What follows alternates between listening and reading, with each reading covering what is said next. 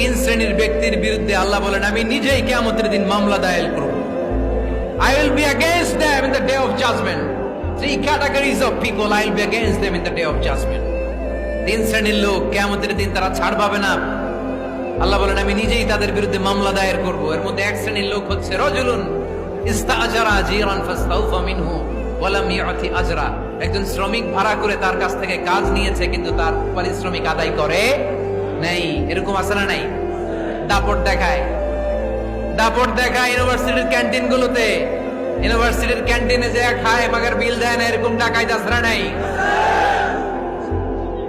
চায়ের দোকানে চা খায় পরে দিমো বিল দেয় না, আছে না নাই?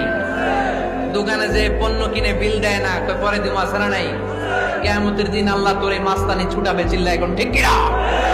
আনা খাসমুহুম, আমি নিজেই তাদের বিরুদ্ধে মামলা দায়ের করব। কথাটা কার? এজন্য বিশ্বনবী বললেন খবরদার, মেহনতি মানুষ, খেটে খাওয়া মানুষ, এদের দোয়া কবুল হয়ে যায়। আতুল আজিরা আজরাহু ক্বাবলা আন ইয়াজিফা আরাকুহু। খবরদার, বিশ্বনবী বললেন শ্রমিকের ঘাম শুকিয়ে যাওয়ার আগে তাদের পারিশ্রমিক মিটিয়ে দাও।